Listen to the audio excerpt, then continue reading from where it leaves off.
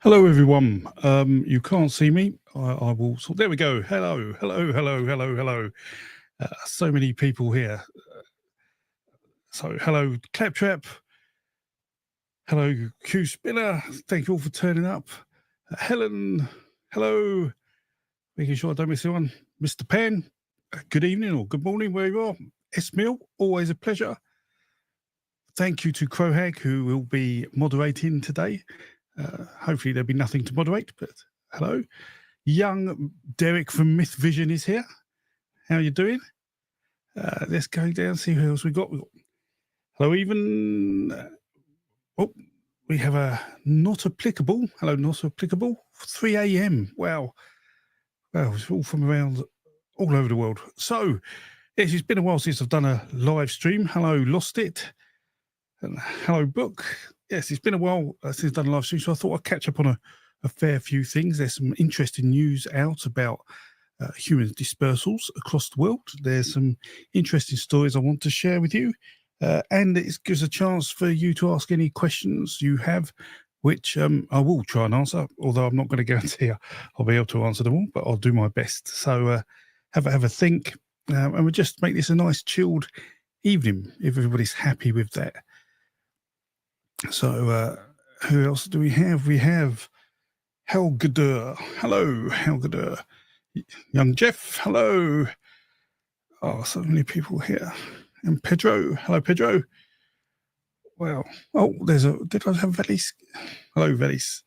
Right, so where do we start? Where would you like to start? Is there anything you would like to learn about today?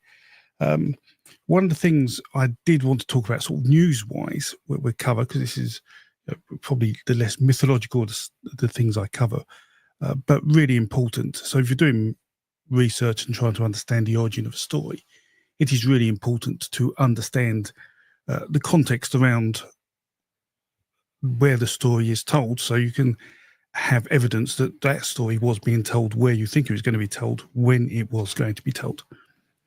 And so what I'd like to do is talk about a piece of news that came out on probably Thursday. It's in Nature, and I think it's a free paper you can download. In fact, let me share my screen. I may be able to get a window up. There we go. So can I make that bigger? Let me see if I can make that bigger for you guys. So a paper came out about major expansion in the human niche preceded out of African dispersal. So what this is saying, they studied is, whilst humans left Africa probably for the last 125,000 years, what happened before around 60,000 years, those human populations weren't surviving. We have no trace of any of them continuing on and being in our genes today. All we have, everybody in Eurasia, I would say everybody of contemporary Eurasian ancestry will have the DNA coming from a very small group of humans who left Africa 55,000 years ago, give or take 5,000 years. And that confused people. Why is that? Now, if we look at David Reich, he gave an excellent talk on YouTube a while ago, who said that was because there would have been a cultural change. Something happened culturally that allowed humans to succeed. There's no real DNA change. Okay, so it isn't that humans developed an extra arm or a bigger brain or anything like that. Nothing like that happened. There must have been some cultural change. And what this paper does is it actually tries to identify what that change was. And it concludes that there wasn't one significant cultural change. It isn't like, we discovered how to create fire easily or discovered how to talk better, but it was a combination of many changes, many small changes.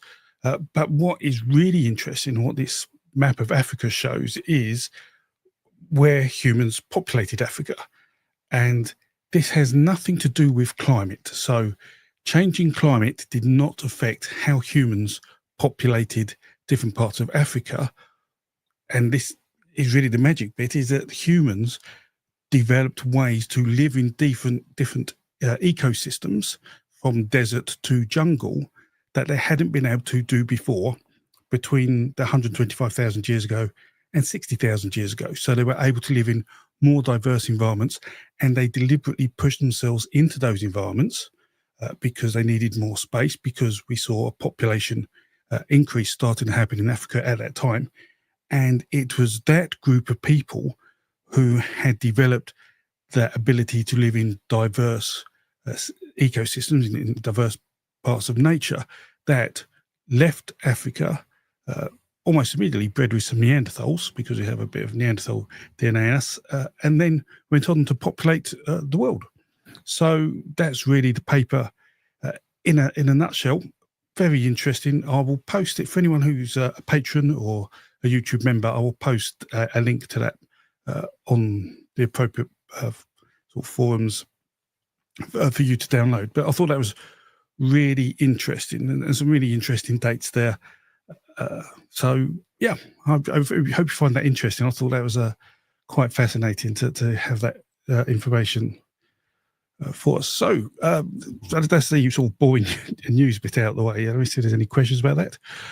No, but we got a hello from Dale and a hello from Jay Collins. Hello from Faye Queen. April. Hello from data being collected. So what have we got here? So Esmil, religious expression seems to have become much greater shortly after 40,000 years ago. So what we do find, yes, certainly the group that left Africa 55,000 years ago, they tended to be more culturally expressive. And by that, we see that in the way art, cave paintings and that we see, although we do have to be careful that many cave paintings would have been in an environment where they were washed away or eroded by the environment, so we may not see them anyway. There probably were 100% more cave paintings than we have now, even 1,000% more, but we've just lost them. So it may be that they were doing it and we just don't see it. But certainly in terms of archaeological finds in art, in terms of the Venus figures, we've got a few behind me there somewhere. They all came, there's the Grativan culture in Europe. We see a lot of that.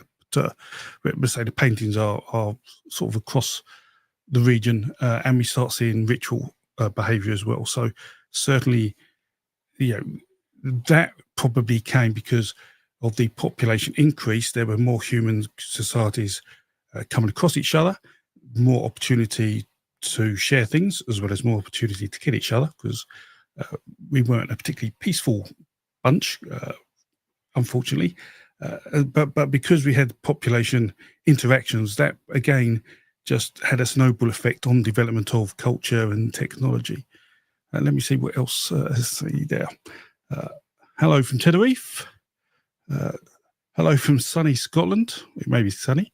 So what did Claptrap say? Did you say we left Africa after receiving... no, we left Africa and then received DNA from Neanderthals, and we probably received the DNA from Neanderthals in the Saudi Arabian Peninsula. There are papers on that suggesting exactly or near enough where that probably happened and when that happened. That probably happened 2 or 3 times. And I guess the thing was, because this paper makes a lot of sense, if the humans were able to live in diverse sorts of parts of nature, that it was those humans at 55,000 years ago that then wiped out all other hominid species across, the world, but across Eurasia. Homo erectus, Neanderthals, hobbits, Denisovans, all became wiped out by this population of, or this new human who was able to live in these diverse environments, probably because they could now live in the environments that these other humans or types of humans were living and had been previously inaccessible to humans. So I see all that. That all makes sense. It seems like a very good paper, certainly a good starting point to really now start understanding why that group of humans that left Africa, say the 50, 60,000 year period, succeeded. Have a read of it. I'm sure more will come out and there'll be feedback for it. So data being collected.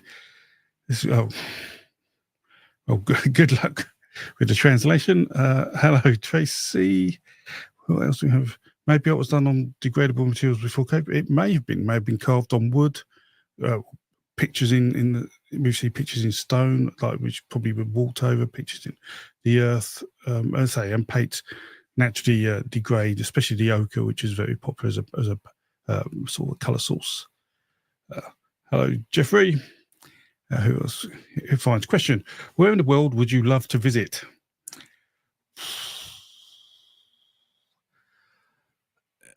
Everywhere, but I would. I want to go. I would love to be able to go to Iraq pre-Saddam Hussein, but I can't time travel as well because I would, like to go to Iraq to see Babylon and go down the Euphrates and Tigris and see sort of the birthplace of civilization, as it's generally called. But it's changed so much. There isn't really much of the original settlements, buildings there. I'd like to go to Egypt, and there may be an opportunity for me to do that next year. Nothing particularly planned, but Matt from Ancient Architects. I don't want to put words in his mouth, so this is not an official statement from Matt from Ancient Architects, but he was considering doing that. But if you know Matt, is a really good friend of mine. We met last year in Turkey at Göbekli Tepe, and Karahan Tepe and many other places, and we've stayed in contact. We talk many times, most days, and almost never about history, pyramids, YouTube, or anything. It's all normally football or darts or something. But it's really, really great chap. But he's organising a trip to Turkey this year. If anyone wants to see those sites of the tepes and like in the museums there, especially with everything going on, it may be getting more difficult to go to those places in the future.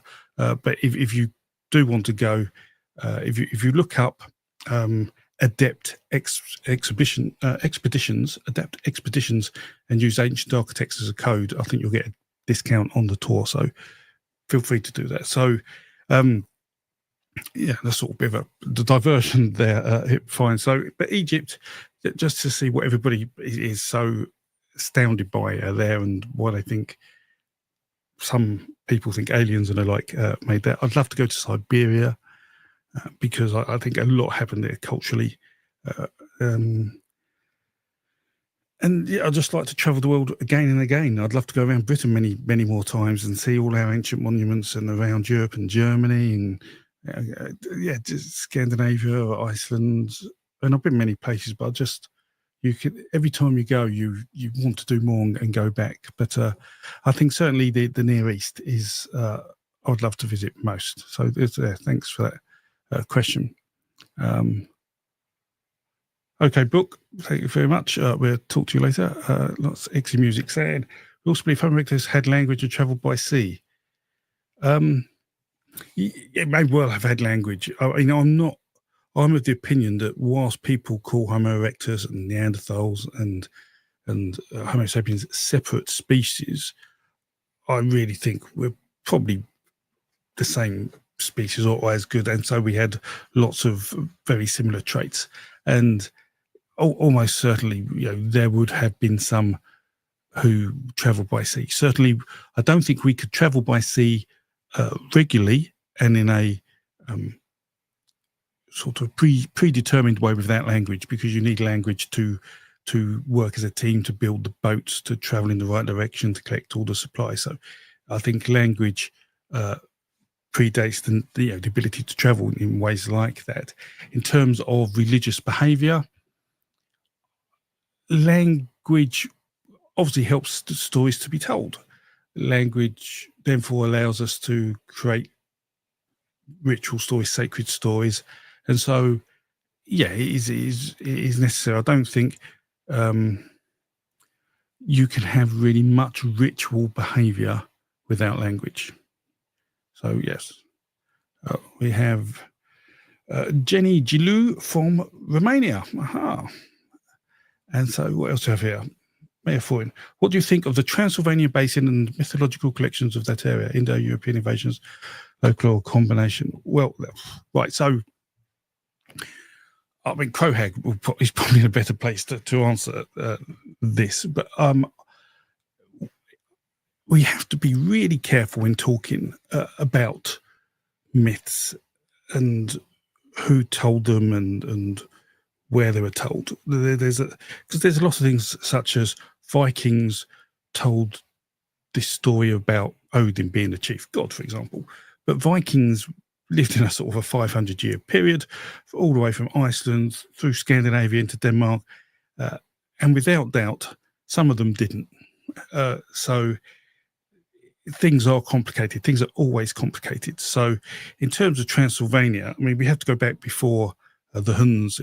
We're looking at Dacians and the like. We see lots of Indo-European stories.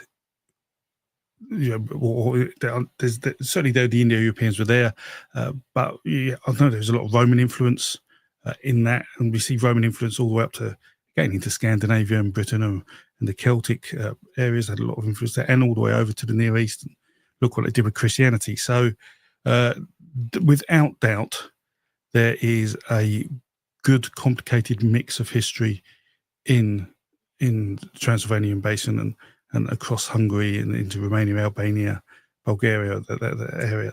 But it's a beautiful country, fascinating place. If you get a chance to visit there, absolutely do that. I've had some nice times there. So, crowhag and eggs. There was a lot of art on eggshells that perished, indeed. I don't know how old those eggshells were. But certainly, I mean, in case you didn't know, the first animal humans farmed was, I don't even want to guess, give it a few seconds to think about it, snails. So they may well have used snail shells for things, but we have found large clumps of snail shells near communal areas, so suggesting they, from well before we were farming animals, like mammals. So, so data being collected. Queckervold, issue your videos is a time machine. Of course you can time travel. I wish I could. Things I could do, I could time travel. I'd see if Jesus was real, because I'm a skeptic in that. I think he's more myth than legend. And I'd like to see what happened at the start of the universe, see if this God person had anything to do with it. So, Jeffrey, when and where in time would you love to visit to better understand the evolution of our mythologies? Oh,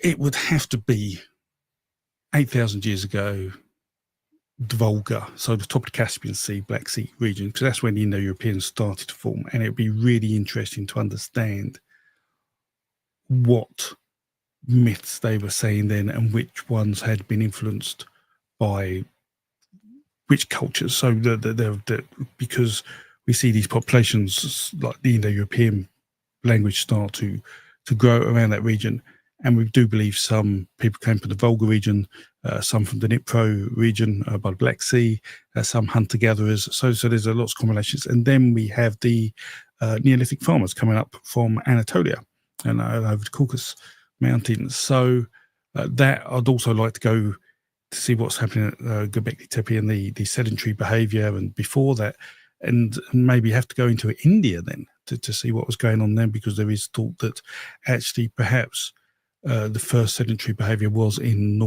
western India.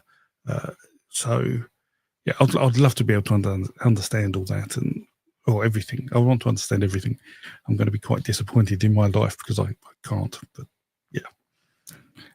Helen, art and maps on leather skins, straw figures meant to be burned. Oh, we got them. Absolutely, yes. That's absolutely. I mean, there is very little preserved. We're lucky. There's a place in Britain, Yorkshire, called Starcar, and we were lucky to get some remains made of wood from that, and that's probably about 8,000 years old. I think maybe 10, but certainly age. But anything older than that, wooden structures tend to disappear. But sometimes we are left with templates of them or the sort of molds of them. So we see this at Göbekli Tepe as well.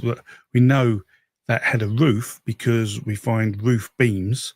Well, they're not there, but if you look in the mud, you'll see a long hole where a roof beam fell on the ground and has now disappeared.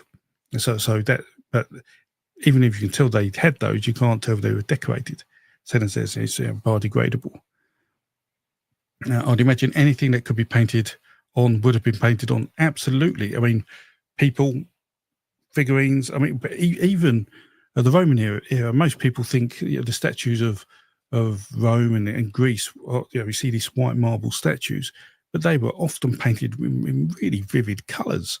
So, yeah, I mean, actually, we even see that. Well, going back to, I think it's probably Göbekli Tepe. There's a boar, a life-size boar. That was used as it looked like a centerpiece of an altar, and that was painted as well. So absolutely, I think everything was painted. Matt is awesome. I won't tell him that because he's got it just repeat that to me about 50 times on WhatsApp every day. But yeah, he's a great guy, absolutely brilliant guy. Right, right. Greetings from Shawi. Hello, Tyr. Speaking of Tyr, although not you specifically, I made a video on the pantheon of the Indo-Europeans and how we could construct that. The next video I'm going to release, and hopefully I'll have recorded that tomorrow if all goes well, but certainly this week, and already set to patrons and YouTube members, will be a specific look at the chief god, the Sky Father, and his son, the storm god. And one of the things we will cover is Tyr, because Tyr is cognate with Deus.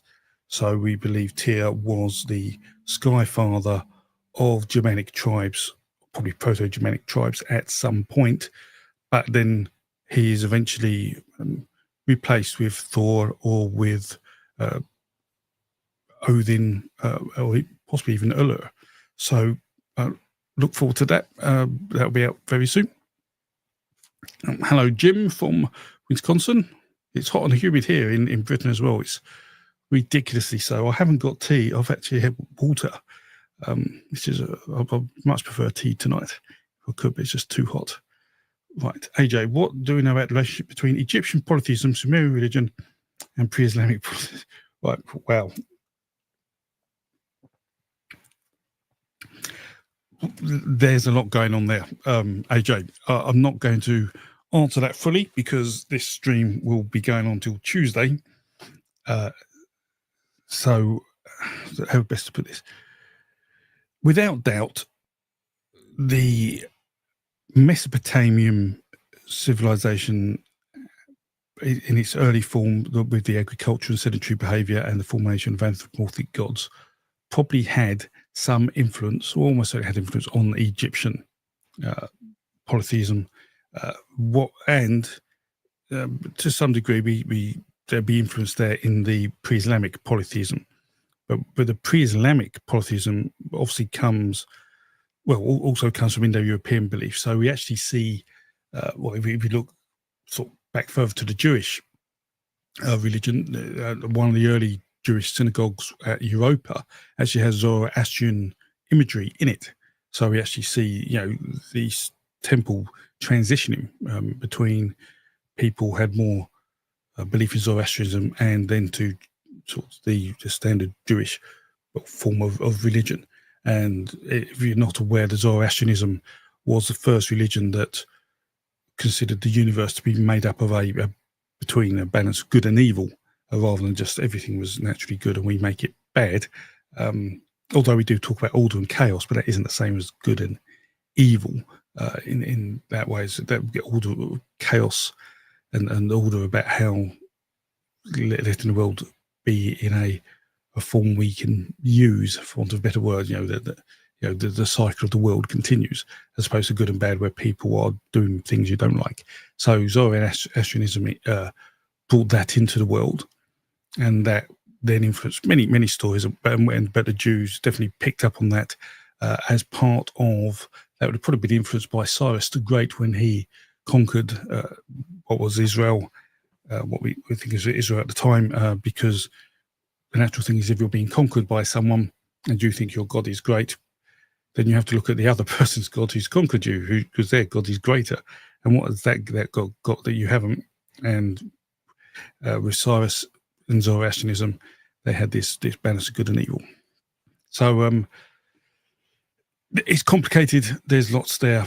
I do want to talk more about Zoroastrianism in the future, and I do want to look at the Near Eastern creation myth in the future. I have done a video on that because we see that myth flow into Greece, and actually we even see it in Islam. So the Book of Kings has a story in it with the motifs of the Greek creation myth and a Hittite creation myth, a Phoenician creation myth, and the creation myth of Dune, I think it's called, which is sort of very much related to the Enuma Elish. So yes, there's rarely a single flow of information in one way. Often it goes two ways. Often it comes back on itself. It's complicated, but one day, hopefully, I'll be able to make something that allows it to make sense. Any next questions? There's evidence we sang before we spoke. Okay. Yeah, I'll no doubt we were making tunes and noises. There's some brilliant videos. I love watching videos about dance and singing, certainly from more, I guess you'd call them primitive cultures, cultures that haven't been affected by civilization as we know it, who sing all the time. And I made a video, a disappointingly unwatched video, but I put a lot of effort into it on the history of music. And I always remember one quote I got from that. It was on a book where someone interviewed people from the 18th century in a small English town. And this was a farm town. And there was one old man being interviewed who was a child in sort of the late 1700s, I think it was. And he said life was hard then. Everything was hard. There was nothing easy. You worked all day in the fields, but the only joy you had was in the evening when we would all stand around the hearth and sing. And I do think singing is a really, an important part of being human. It's storytelling as well as bringing people together. And that's a really wonderful thing. Tyr. Hi, John. Tiwaz means God, yep, and the cognate. Do you think... Yes, Odin definitely replaced...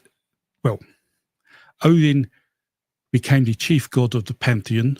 I believe Thor replaced Tyr as the Sky Father. But that's enough spoilers because I'm making a video on it. Data being collected. Are you familiar with Anu-Upeki? Old stories of post-tradition. You might find the story of Penempe downstream brother and Penempe upstream brother. I see ATU 565 or some boat connections. Right, I am not familiar with that. It's a very specific question. That's something I would have to go away and look at.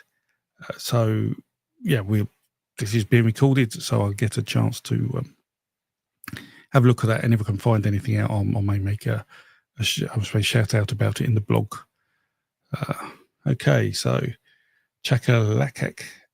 Hello. All right. Next up, so there we go. How old is the Cinderella myth?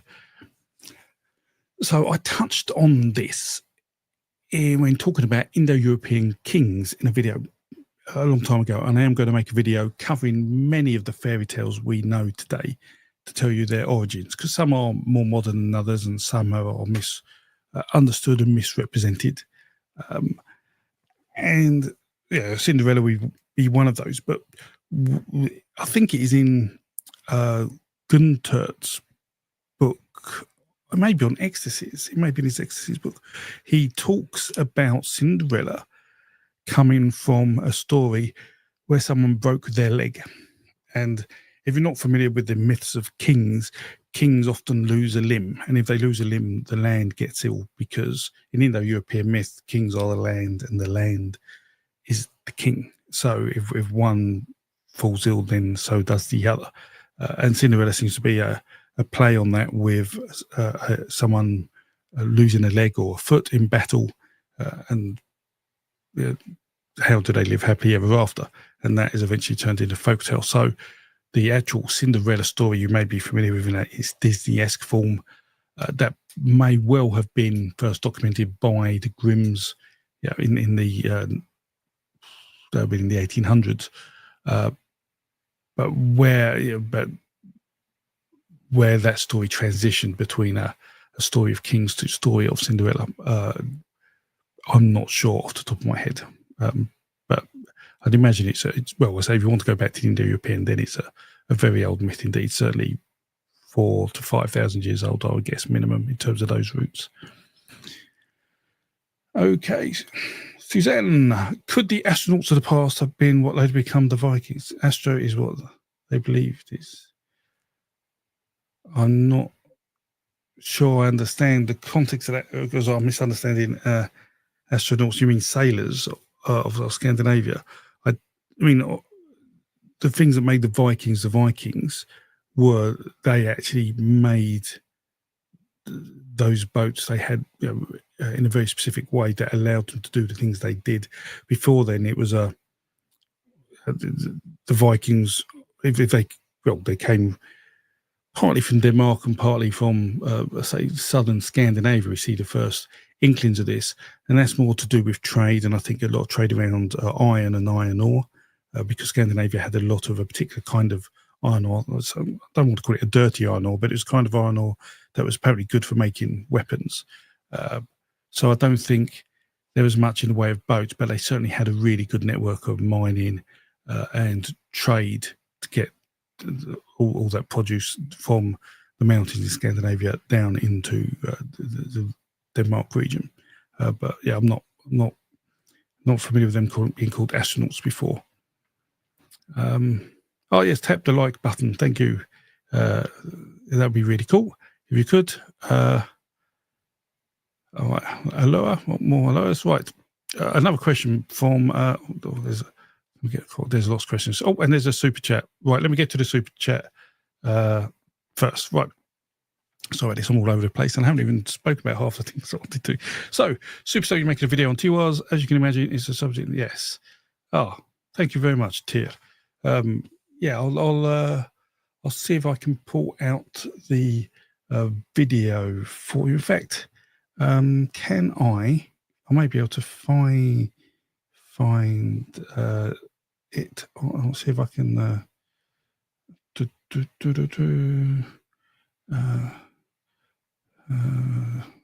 share screen. Let me. Right, so hopefully you can see the Crackenfold YouTube page. So it's very small. I apologise for that. See if I make it bigger. Right, let me see if I can find the video with Tyr in it.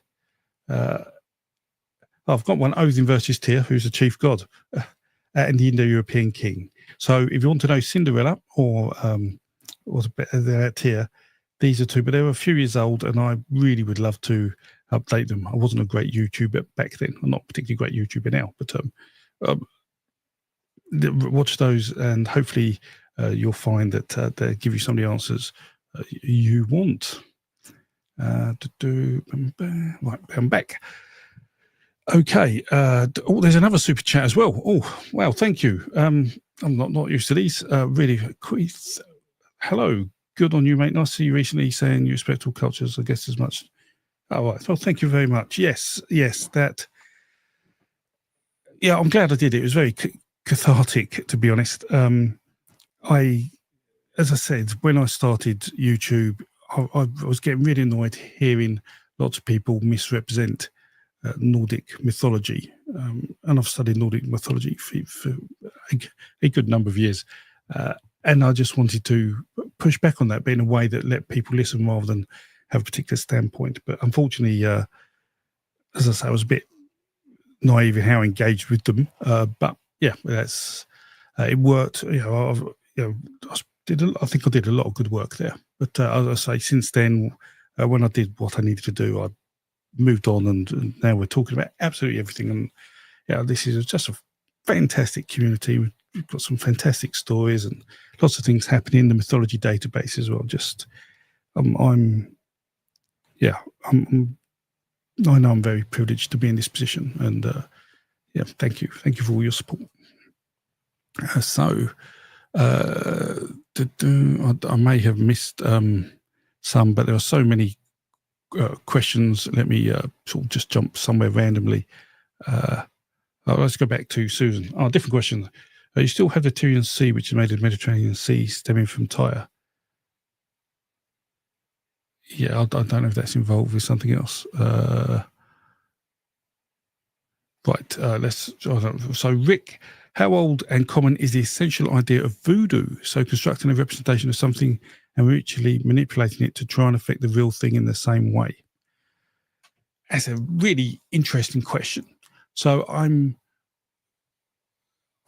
pretty well. I don't know. Is voodoo in Africa? I'm not very familiar with it, or as familiar as I'd like to be with the culture of West Africa. But certainly, we do definitely see that in the Afro-Caribbean population, and therefore that would have been part of the slave trade. They brought that over.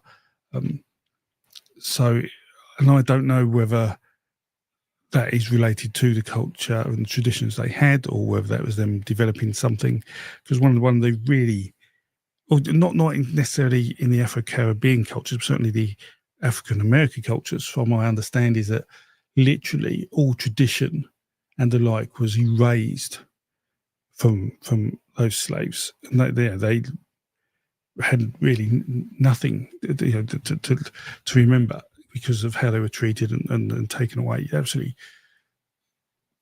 terrible things must have happened at that time. So they were left with nothing. So they had to recreate, in effect, traditions and beliefs and thoughts. And perhaps certain things stayed. But yeah, but in terms of Caribbean people, if it is from there, then I think it has to be linked to the slave trade and the like. But in terms of using things as a representation of something and manipulating it, we see that in other traditions. The Indo-European I'm most familiar with, we see the human body of Yimo represents the earth, and so when you're born as a person, parts of the earth are used to make you, and you then form parts of the earth when you die. And then when you get to the sacrifice of an animal, the same process happens. It is like they considered that sacrificing a bull is the equivalent of manipulating the earth, because there was that link. So, there's a really interesting sort of idea there that have that relationship between something and something else. So I hope that makes sense, Rick. Let me whiz down. Right. So, Ismail, it seems like Egyptian and Indian Vedic religion pantheons stayed more animistic than Mesopotamian. So, again, it depends on the time scales we're talking about. If we were talking about the same time, so around, let's say, 4,000 years ago, or if you look them across, then it's a challenge, because Egypt did a lot of animal worship, such as cats, and in fact, many animals were worshipped. And then we see mummified animals all over the place. So, and so therefore, they thought non-humans carried souls or like. But yeah, and they did worship the stars to a degree, and the Nile would have had alignment. Yes, but Mesopotamia, did they change? How did it change? I'm just trying to think. You're right. I'm trying to think Mesopotamia in terms of, I mean, there was astrology going on. There are the rivers of the Tigris, and they apply them to Apsu and Tiamat. But yeah, I think you're right there, Ismail. It does seem like Mesopotamians were more into the anthropomorphic gods, and that may be to do that they had agriculture first and sedentary behaviour first. Although, the Indian Vedic, let's say we're still a bit unknown what's gone on there, because what's happened there is there's been obviously development, and dams built, and that's flooded large areas that were haven't been archaeologically sort of researched. So we've probably lost a civilization or a step within civilizations there to find out. So that's an interesting point. Yes. So So, Jupe, I have a friend who believes in Bigfoot. His favourite argument is that Bigfoot exists in Native American folklore. Is this true? If so, right. There's a couple of points there. So, is it true that Bigfoot exists in Native American folklore? Because Bigfoot isn't necessarily a real creature. It's hard to define it, to know if the creatures within Native American or First Nation American folklore is referring to the same type of creature. I would be fairly confident they had creatures that you could say were, part of that sort of type of belief.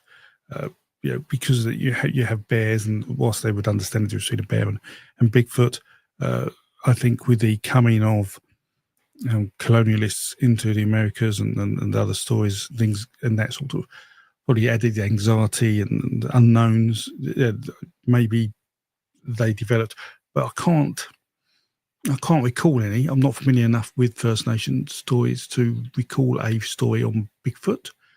But you can check the Mythology database if you're familiar with that. See if it's in there, or check the First Nation stories. But yeah, that's how I'd explain it. If it is there, it will be just an adaptation of older stories based on the unknown pressures of colonialism. I think would have made an environment that allowed them to do that. And certainly, if they did then start intermixing and trading with the people the Europeans who came to America, there would have been an exchange of stories, and sure, they may have told the same stories as the Europeans. If Europeans have Bigfoot, but they may just have maybe not have the same degree of belief about them, because folklore is really just stories told by people, by a number of people, maybe a number of generations. So it's just a story.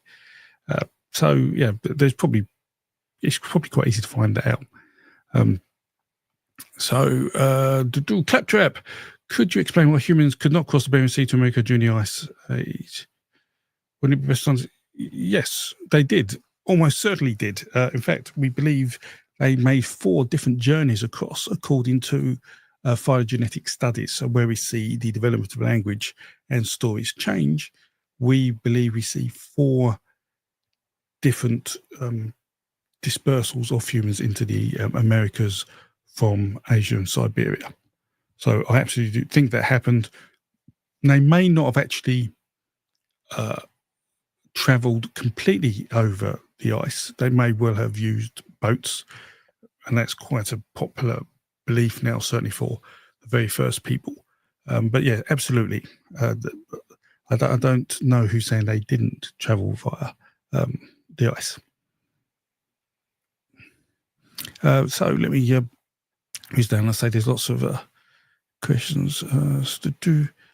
Right, another super chat. Howard, hello Howard.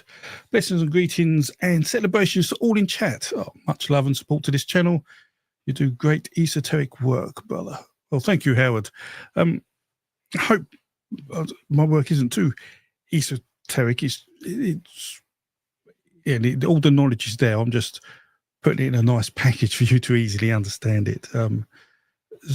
But yes, and I know a lot of my work is sometimes seen as more fringe. I can tell that by some of the people who want me to talk to them on podcasts and things. And I did a Megalithomania conference last year, which was full of people who worked on ancient aliens on the History Channel and the like. But I do those things because I want to get these stories across to people, that wouldn't necessarily believe them. I have no problem talking to people with different beliefs, religious or alien or whatever. So that's all I try and do. But thank you so much, Howard. I appreciate your support. It means a lot. So let me whiz down. So let's go on, Jim. When you have settled agriculture, it's hard to devote with your feet. Absolutely. Once you're in a sedentary behaviour, you sort of got some commitment there.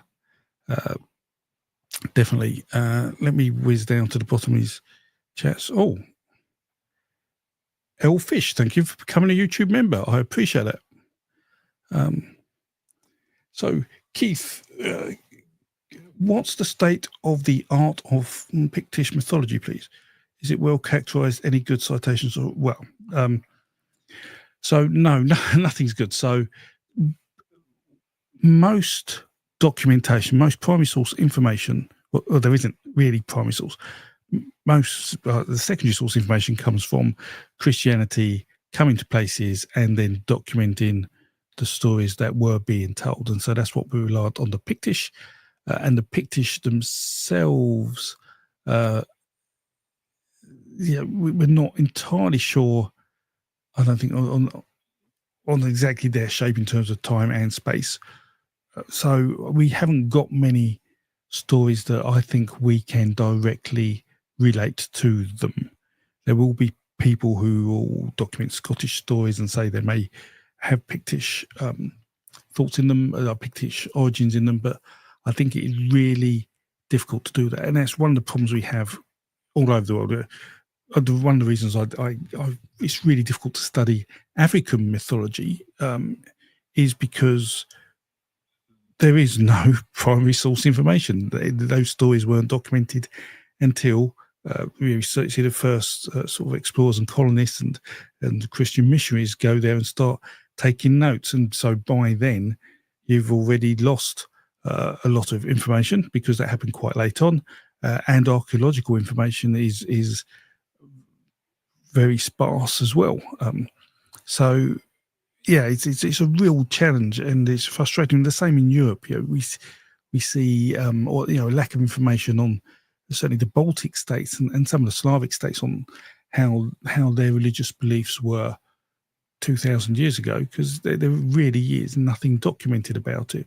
We only have a little bit from people like Tacitus and Caesar, a few others of these tribes. But yeah, it is frustrating. So in fact, when I was asked earlier, where would I like to travel to?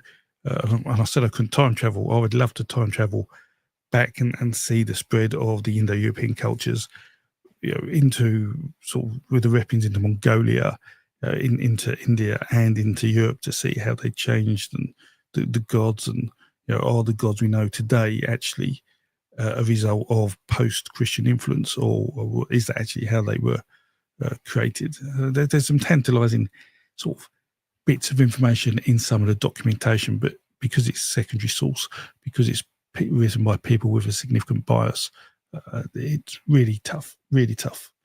It's one of the challenges we have.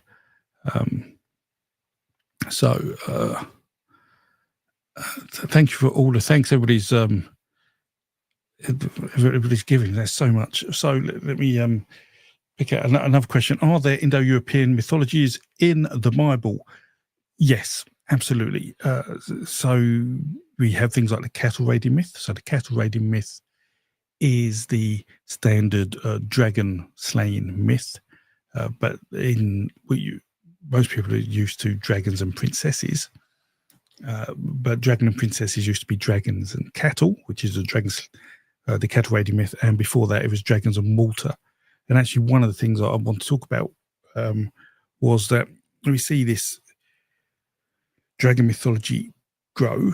So dragons protect water, and so when we become agricultural farmers, and we don't get the water we need, we have to blame a dragon. So we send a storm god up into the clouds to kill the dragon who's holding the water, and it rains, or at least defeat the dragon, not necessarily kill it, because it stops raining again and you have to go back up and kill a dragon unless there's an infinite supply of dragons.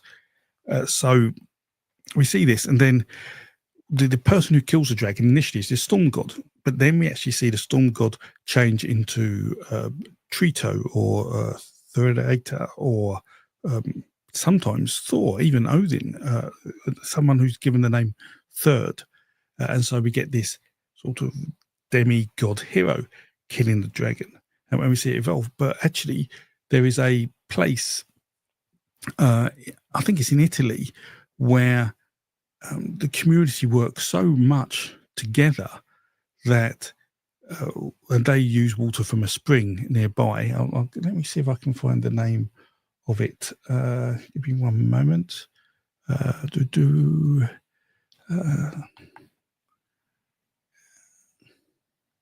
Yes, so let me share that on the screen so you can see it. This is quite interesting. Window, boom. So the snake of Crya Voici. So Georgia Haikali gave a talk about this folklore conference a couple of weeks ago. And she actually shows that in this story, the dragon myth has evolved, not that there's a god killing it or demigod or a hero, but that actually the community, the whole town gets together to kill the dragon. And actually things are still going on today that when the council or the mayor tries to change something with the water supply, literally the whole community gets together and tries to fight the mayor. Very, very interesting story. But yes, I thought that was quite interesting for anyone who likes the dragon myth and sees where it's gone. There are still dragon myths about water, and they are still developing and evolving with society, as you expect myths to do. Esmail, thank you for the super chat. You shouldn't have, well, thank you. The support is great. Do you find anything novel in the recent publications in Cornwall area about tin trade with area and East Mediterranean going back to Bronze Age, and also matrifocal lineage 4 centuries in Greek and Roman ages? Right. I'm not... to be honest, the tin trade in Cornwall and actually in Southern Ireland, Southwest Ireland, there was tin. It does surprise me how someone who needed tin, like at the east of the Mediterranean, knew to go all the way to Ireland and Cornwall to get it. That does surprise me and shows that there is a network of things going on that just surpasses our understanding of how well people communicated. Absolutely, that baffles me, and that's baffled me for years. How did someone know to travel then? And there's more. I think the other tin was in, I think it's Afghanistan. I think it is where that is now. It was the other major repository. So yeah, it's absolutely fascinating how we know to find that material that far away and to be able to use that with copper to make bronze. So you'd either actually think there's significant copper working where the tin is found to do that, or someone just luckily picked up some rocks from far away and brought them back. I don't get it. I don't understand it. Yes, it does fascinate me. The matrifocal lineage, 4 centuries in Greek and Roman ages, I'm less familiar with that. So I'm not too sure where I would read about that, to be honest, Esmail. I'm just trying to think. I mean, because I see a lot of patriarchal type lineage things going on, but the matrifocal point I'm not so sure of. So drop me a DM or something, and I'll have a look at that on the other side when I get a little time. That sounds quite interesting. Thank you for that. Right, so another question. Abby N, what is the origin of the cosmic egg motifs in Europe and in India? What about the gold motifs of Southeast Asia? So we see two types of creation myths, the egg and the giant being split into two or to create the world. And Michael Witzel, head of Vedic Studies, Harvard, wrote a book about that on the world mythologies. And he shows there's this distinct separation between the two, coming from two different sort of cultures. But how old it is, it's probably certainly tens of thousands of years. I don't think it's an out of Africa type story. I think it's I'm pretty sure we don't see it in the Americas. So I would ponder it'll be a sort of less than 20,000 year old story. But I don't know precisely. But I am making videos, as I say, about the creation myths and go over the Near East again and show the links to the Near East and the Indo-European myth. And when I do that, one of the things I will absolutely do is to talk about the cosmic egg and where that comes from. But say certainly I think it's certainly pre-sedentary behaviour, but probably not pre-migration into the Americas. But I'm happy to be corrected, and that's my educated guess on what I know off the top of my head.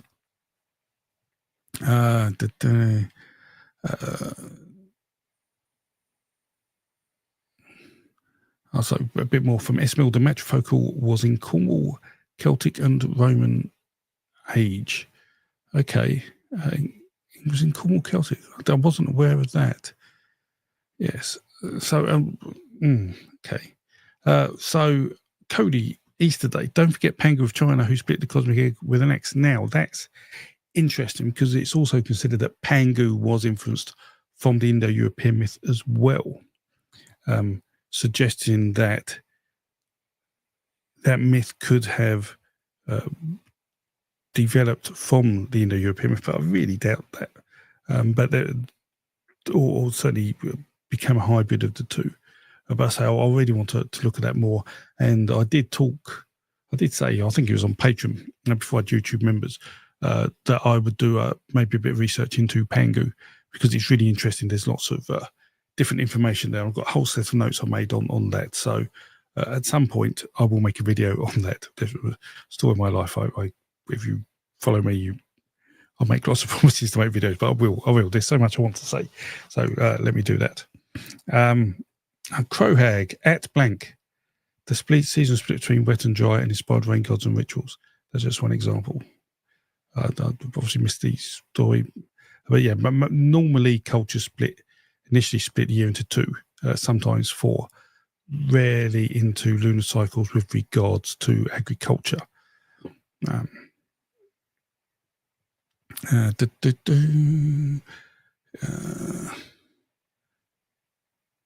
me kill this down.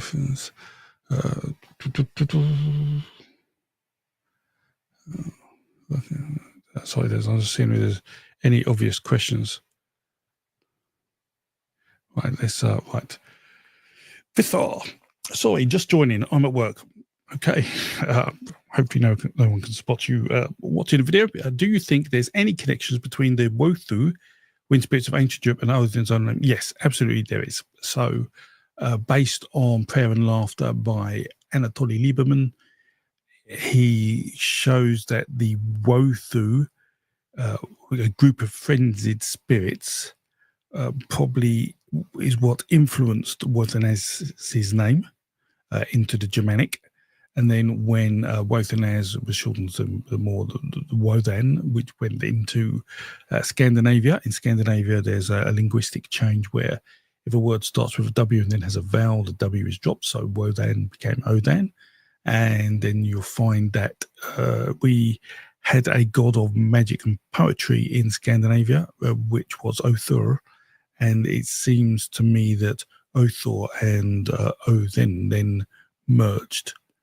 So I have a video about that, how Odin replaced Tyr. But I will be talking a bit about that, although not in really specific detail, in my next video. And in fact, I do have a video on the makings of a god. I think it's called Odin, the making of a god, which really does go into detail in that. I'll try to be really go into the sort of the academia on why we think that is.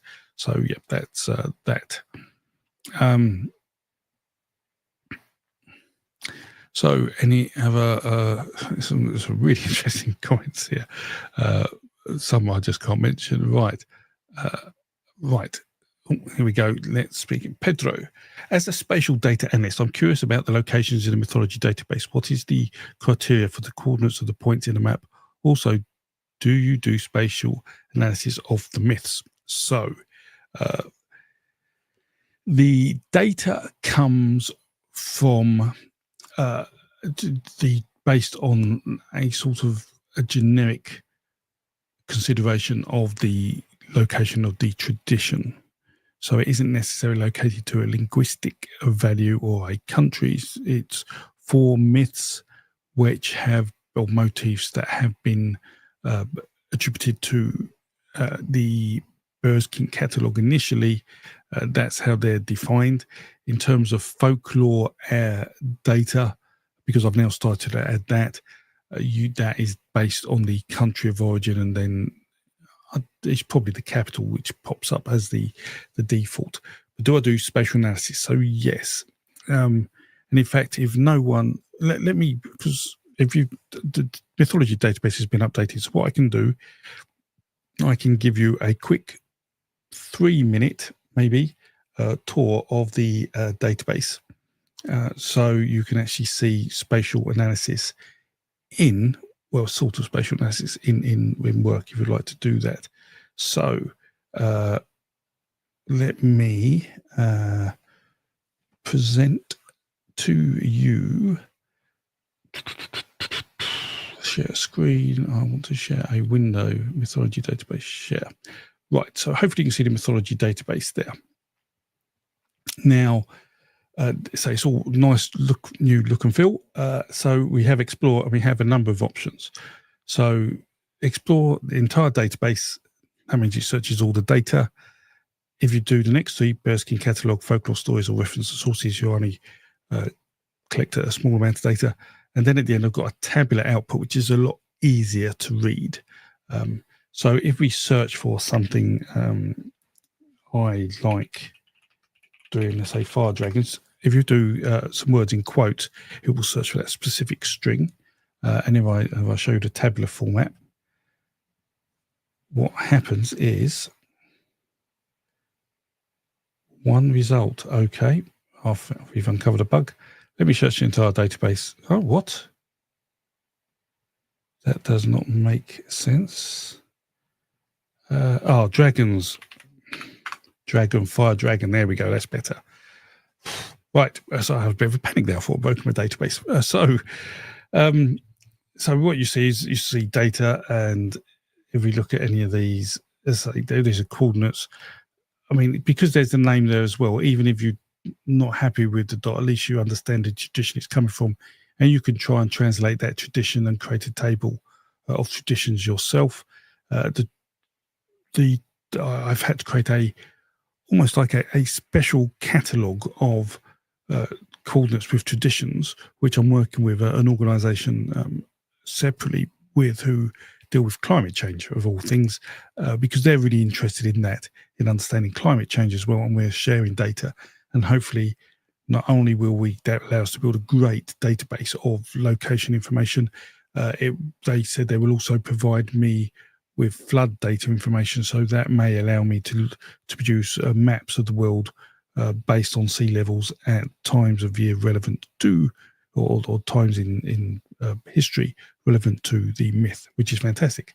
Anyway, if you look at the map, it'll tell you sort of what's been found, and it gives you motifs. And what you can do is, if you can look at motif, here we go. There's, let's say, a 2 creator myth.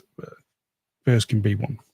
We click on that, then you'll get a sort of summary of that myth. But then what it also says, if you go down here, you'll say top 10 myths with similar dispersal patterns. So what it has done is it's looked at a map and then done a comparison where you say you've got similarity numbers here, or like 95% or whatever, showing that what motifs have a similar distribution. So therefore, you could probably make an assumption, certainly with motifs that have a 95% plus probability, and maybe even 80% plus statistically, you may get away with that, that they may have been shared by many similar cultures in a similar dispersal pattern, but not necessarily. But that's where we get that data. So so it's easy to search for things in its database, and let's say there's lots of way to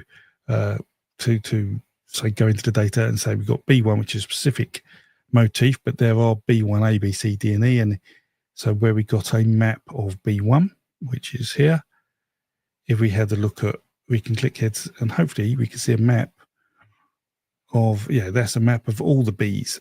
So there's a lot more of them, as you can see. But what this doesn't do then, because there are multiple motifs, is then do spatial analysis or like location analysis compared to other groupings of myths. But I'm thinking about doing that. But I hope all that makes sense. Let me whiz down. Has anyone got any questions? No, I think. Right. So, yeah. So all good. Right. So let me stop the screen share. Get back. So the site wasn't hacked. What has happened is people are trying to grab data from the site. And so we see people sort of log on every minute, download 100 records, log off, log on a minute, download 100 records, and then they realise I've got a thing that catches them, and then we can see them pop back a certain number of minutes later and try again, and then we see that pattern repeated. So that's what was going on. And whilst I'm happy to share information with academics and research, there's no problem with that at all. And I can provide exactly the information they wanted, the format they want, and I'm happy to do that. I've worked with literally probably 150 universities over the last 18 months, giving them data and working on research projects. Some, well, most very small, some really big. What I don't want to do is just have a third party come along, take the data, misuse it, misrepresent it. I just think that would be bad for the database and just cause a whole heap of corrupted data floating around the internet that just wouldn't be good to anyone. So that's why we had a sort of big update to it.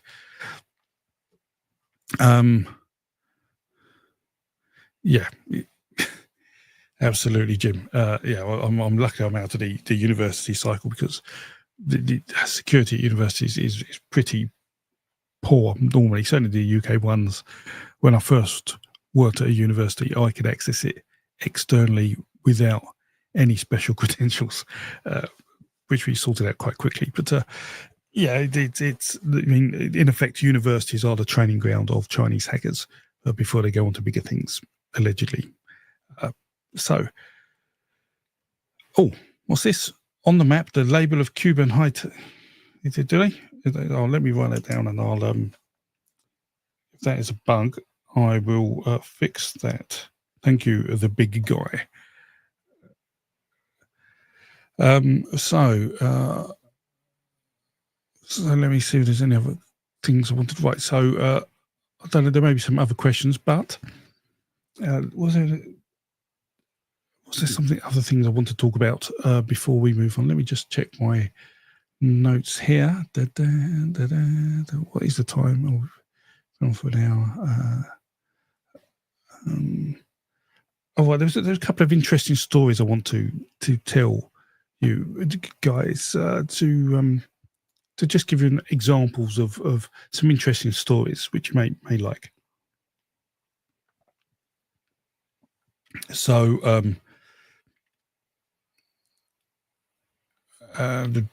sorry, yes, how do I?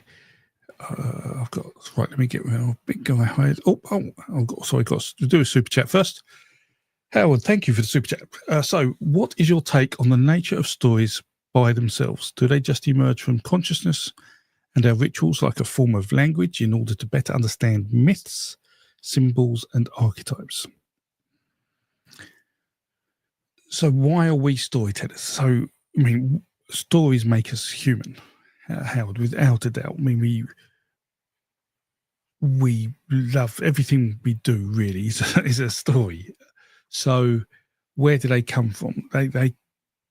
They help. To me, stories came about to help us explain the world. I mean, not necessarily just a physical world, but help us explain the things that go in the world, how we feel, why people are born, why they die, where things come from.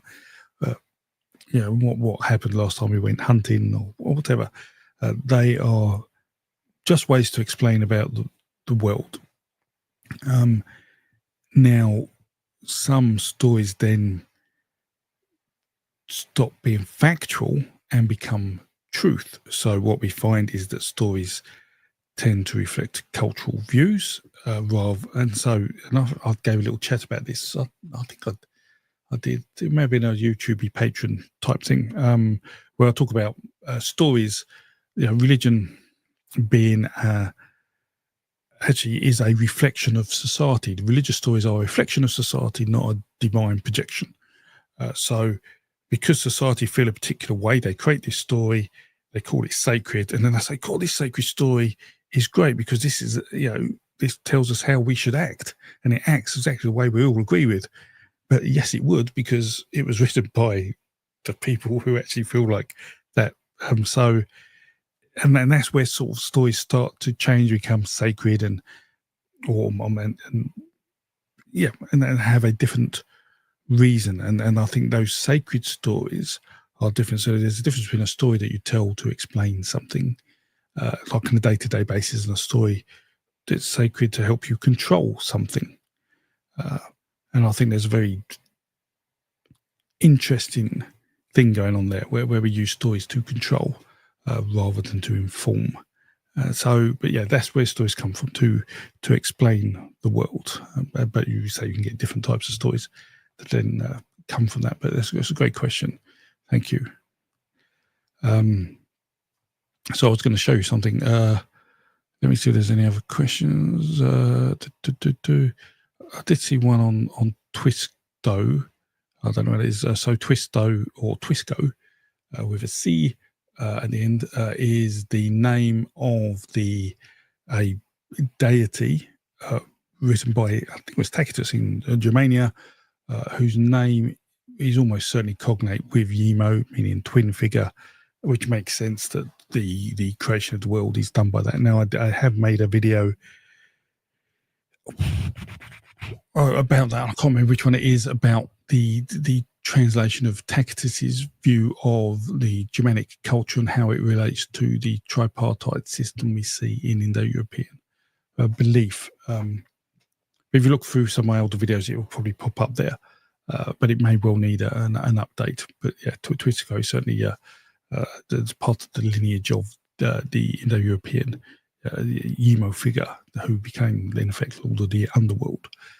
So, hey, it's Matt. So if you're on now, Matt, someone actually said earlier, I can't actually remember what did someone say? They said, Matt, he's fantastic or something. And I said, I wouldn't tell you that because all I'd hear from you for the next week is how fantastic you are. But yeah, hello, Matt. Giving you a shout out earlier about you're doing a trip to Turkey. But yeah,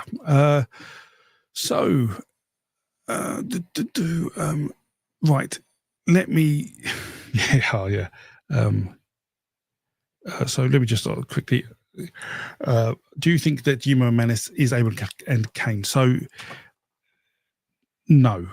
So let me explain that a bit more. So twin figures appear in mythology quite a lot, but in Indo-European mythology, there are two types of twin figures. There's the twin figures of creation and the divine twins.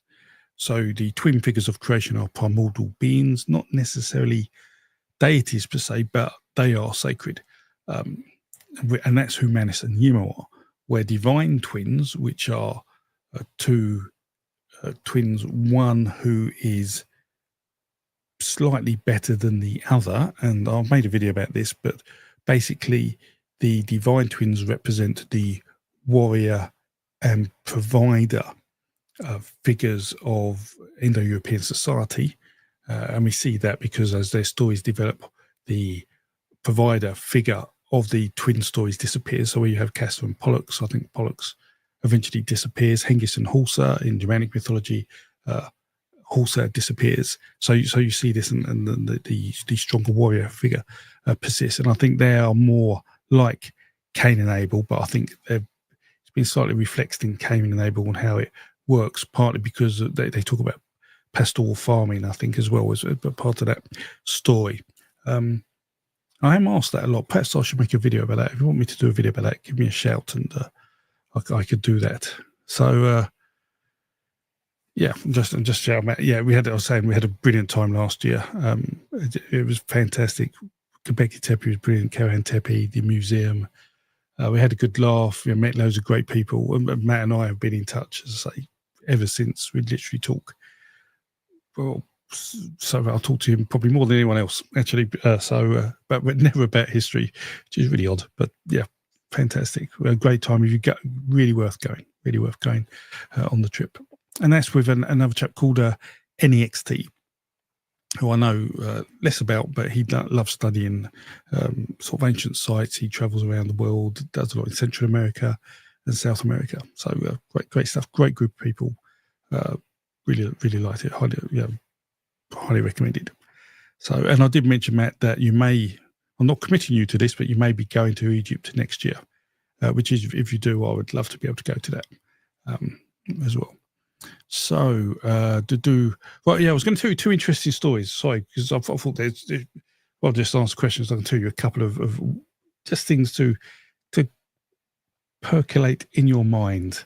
So, let's start with this. So, there is a chap who made a book, a couple of books. I think there's 2 volumes to it on animals. Albertus Magnus. And they're probably quite expensive, but you can get them on archive.org. You can read them. So they are accessible to read. You don't have to buy the books. And what this shows is mistranslations. So one of the things I've mentioned before, if you know my dragon stories, is the mistranslation of Danu. And Danu from Persian to Vedic, which meant that the cows, which were called females that lactate, were translated into queens in Vedic, because that could also mean queens or queens that have been kidnapped or something. So you see this translation, and this is partly because that when you have oral transmission of stories and someone writes them down, it can be quite easy to misrepresent some of the phonetic sounds that people are saying. And on animals is a fantastic example of this, where we see this story about elephants, which is that comparison is also made with respect to the activity of the members. Thus, the elephant and the horse differ in that the elephant fights with its ear, and it seizes and holds what it attacks with its nose, called its trunk. And that is because ear has been sort of mistranslated, because obviously it means the tusks of the elephant. And apparently the horse does neither with its ear or nose, which is no surprise there. I can't imagine a horse attacking anyone with its ear or nose. But I just wanted to highlight that we do see mistranslations in older texts. Be aware of that when you're looking into it. And another really interesting example of, well, not mistranslation, but a misrepresentation is a Christian text. This written, I think it's the end of the 4th century CE, 374, 375, I think, which is about the life of Paulus. So there's a big thing about documenting who was the first Christian who became a hermit in the desert, because that was one of the things going on. They wanted to find out who this person was. So they were trying to write this factual account of who did what and what did they do, and these people had hair down to their feet and alike. But this story, this text, actually says in the middle of it. I can't highlight it. It says on the second line, all at once he beholds a creature of mingled shape, half horse, half man, called by the poets Hippocentaur. Now you've got to think, why is there a Christian text written in 375 saying that a Christian sort of hermit looking for God has discovered a centaur whilst doing what he's doing in this text? So is this text really trying to be historical, and factual, or is it trying then instead to represent something else? But I just thought it was absolutely fascinating. A couple of examples of stories that I don't necessarily have enough around to create videos for, just to highlight. I'll share these on the YouTube members and the Patreon site, those slides. Just to let you know, there's these kind of stories out there that are sort of fascinating and let you discover new and wonderful things. Romulus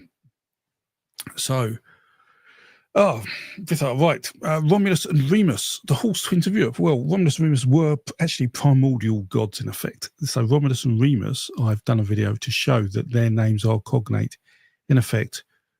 So Romulus and Remus used to be called Remus and Romulus, and Romulus was named after Rome. Rome wasn't named after Romulus, and Remus is actually cognate with Yemo, I believe.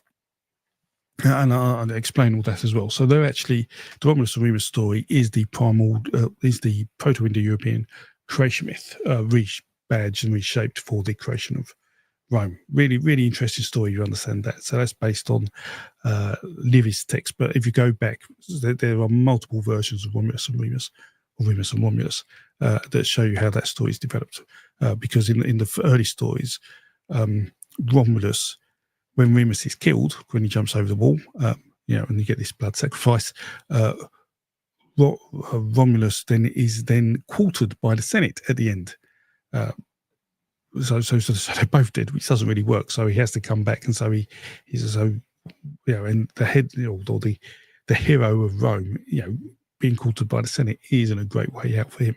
They want to do something a bit more spectacular and party-ish. So the story changes, and he sort of becomes godlike. But really interesting story. One of my favourite stories, Romulus and Remus, in terms of sort of deconstructing it into its motifs and how it aligns then to Proto-Indo-European mythology.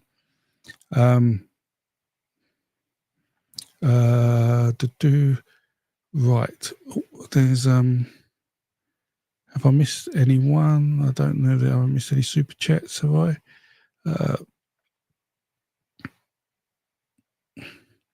Let me see if there's any questions.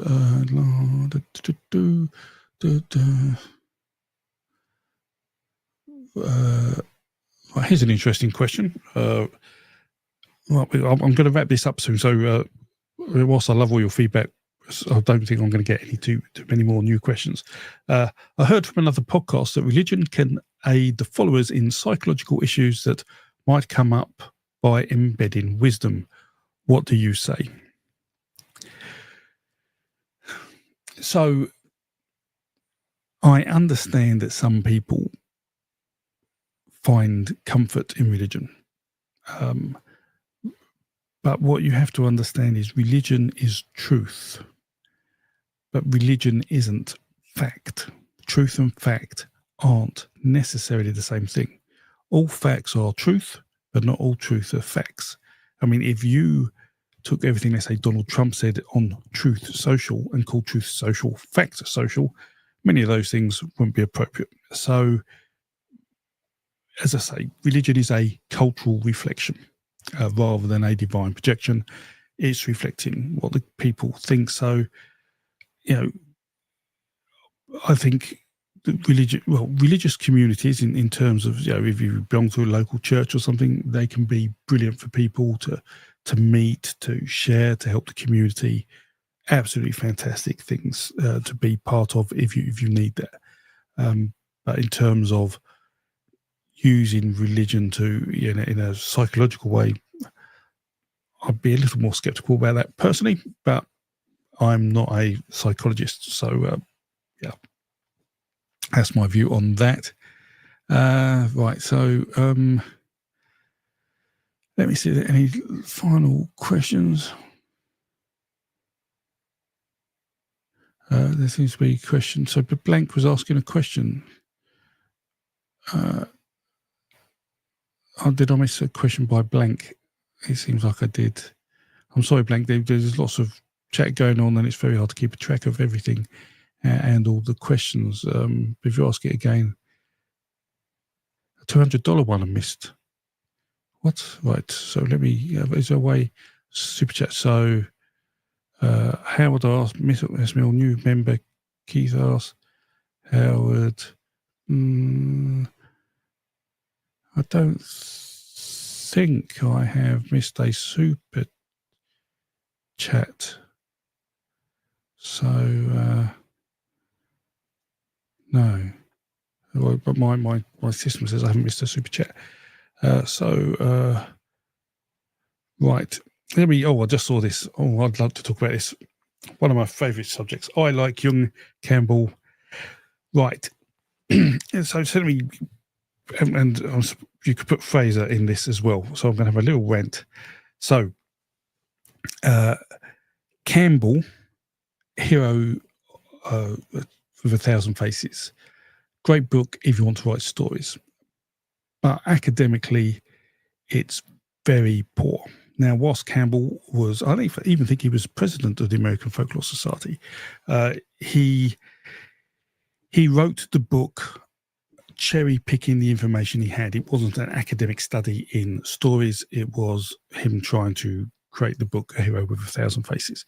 So great for storytelling, not great for studying mythology. If you quote it in a mythological academic paper, you'll probably be questioned on it. So this archetype thing is a bit wonky, and so therefore Jung as well has a similar issue. But and again, whilst it's all about putting it in the right context, but certainly don't just quote them. Find better data, better evidence. Fraser's another one, the Golden Bell. So most people talk about the Golden Bell. They're probably talking about one little book you see about 380 pages. That isn't the Golden Bell. That is an abridged Golden Bell. The Golden Bell itself is, I think, 14 volumes. And what happened was Fraser wrote one volume and said, "Oh, this is maybe so." Whatever, he got quite skeptical about things. But by the time he got to 14 volumes, he had forgotten all of this skeptical stuff, and everything was, this is it. Very absolute. So, in terms of using the Golden Bell again as a reference or a citing it for evidence in mythology, not great at all. Don't do it. But that isn't to say that Fraser didn't do good work in translations and the like.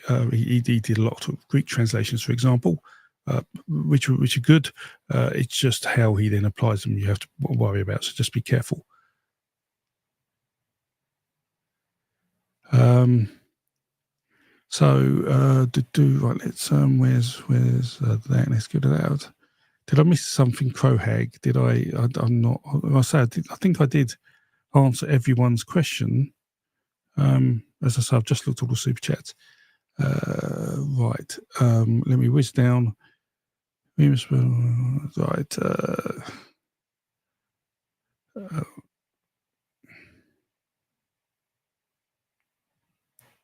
Right. So let me. Right. So Esmail. So John, could you answer at blank how peoples from tropical? Right. Oh, right. Let me go. So right. How peoples from tropical latitudes explain seasonal changes through their myths, since temperature in these regions never changes much and there's no solstice? That is a brilliant question. I have to say that is a brilliant question. I'm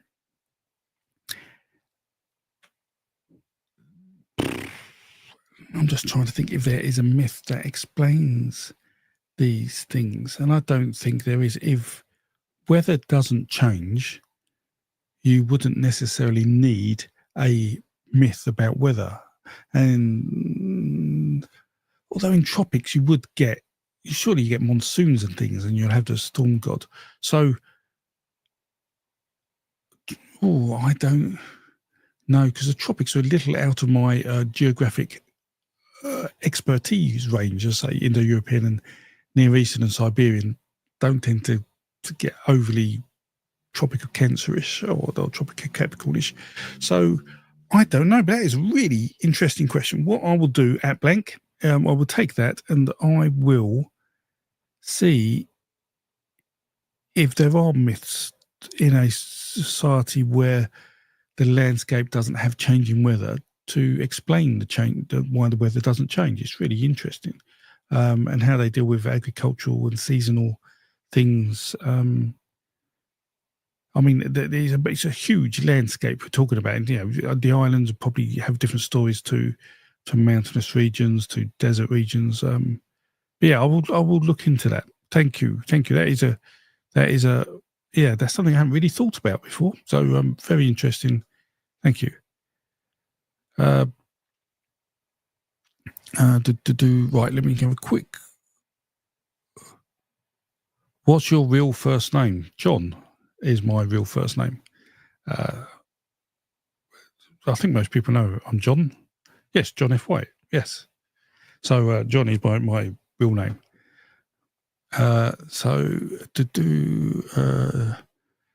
Many seasons. So I see people about rain gods and things. So here's a little fact, if you didn't already know as well, that when you read about gods weeping or people weeping over gods in agricultural myths, such as Dine Rising gods, there is in effect a ritual to help rain come.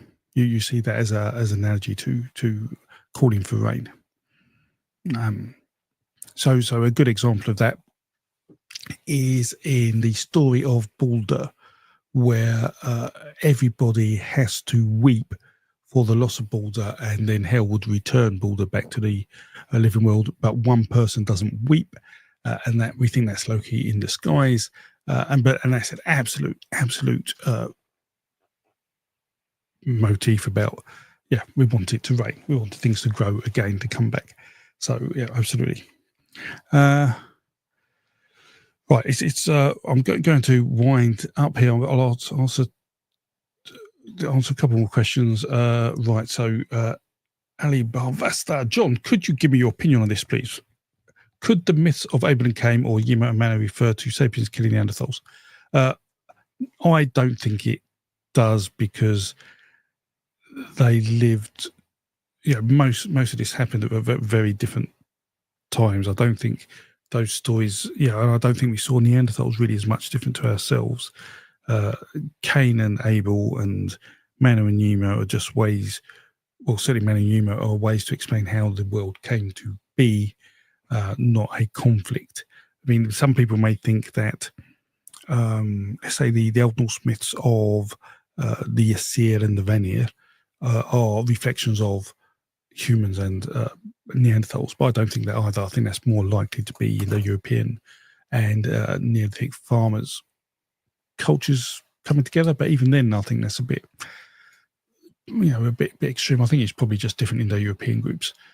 So no, I don't think we really have many stories of Neanderthals, which is a shame, a real shame. But thank you for the question, and let me. Where's you? Right, there's a question on South America that I'll have to look at that later. Right. A video about your research field.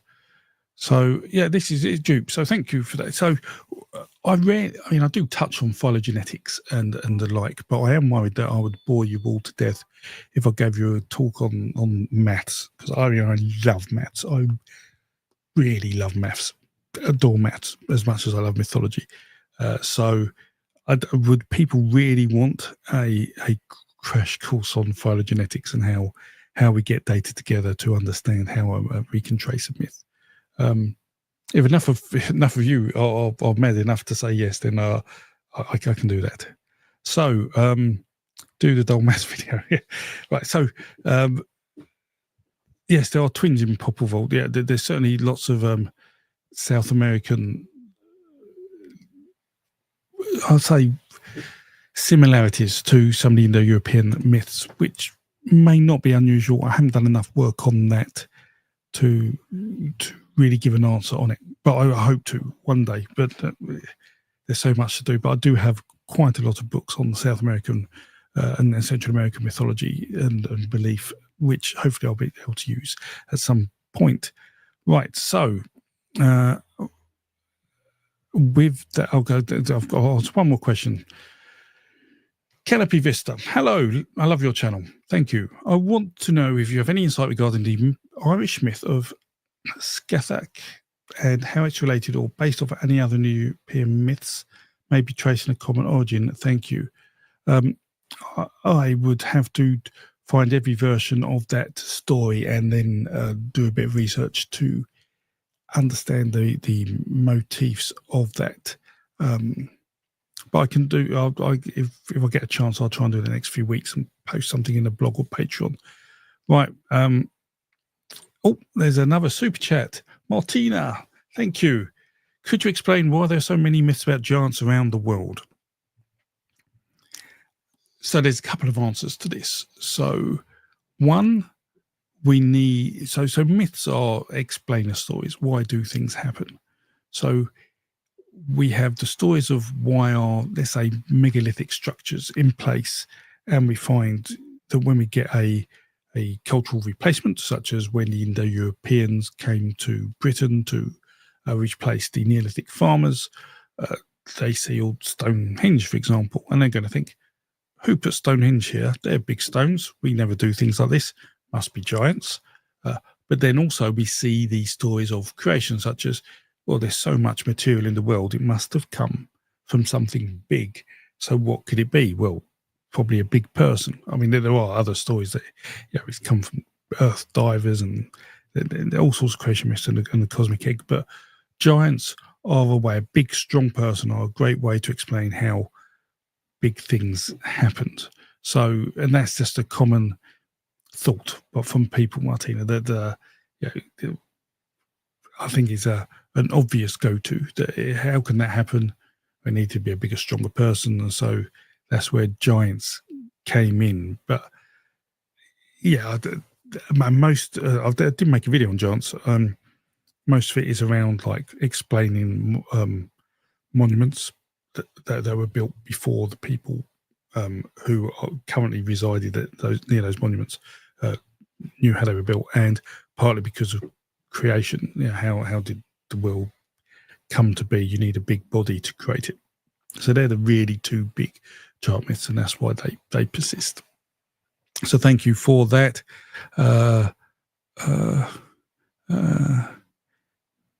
Giant serpents did make rivers and valleys and alike. All right, so excellent. So with that, thank you all so much for all the questions. I will try and do live streams more regularly if you've got all these questions, because I love answering them where I can and talking to them. I'm sorry I missed questions from people. As I say, there are so many here. I could be talking all night, and I'd love to talk all night, but I'm only human and I need sleep and tea, and then I'll be happy. But thank you for all the super chats and the support and the members joining. Thank you for everyone who turned up and watched and gave their time and comments. It means a lot, really does. I love talking about mythology. I love answering your questions. So thank you for everything. Okay, apologies if I didn't answer your questions, but I'll do another stream or comment on videos which are similar, because I try and read 90% of the comments. And if there is a question and it's sensible, I will do my best to answer it. So thank you all. Thank you to Crowhag for moderating. Hopefully there was nothing particularly bad going on. You all seem like tickety boo. Everyone was happy. So yeah, thank you. So many people popping out, say goodbye. So yeah, if you want me to do another live stream about something particular, let me know. I didn't really talk about 90% of things I planned in this live stream, but that's cool. If it finding people got some questions answered, that's good. So anyway, I'm wittering on. I'll leave you all to have a great day. And sorry, JP, people are just joining and you're now missing it. Sorry. I hope you all have a lovely week, and I'll post vlogs and updates and hopefully a new video about the Skyfather and Storm God's Son during the week. So yeah, thank you. Take care, and toodle pip.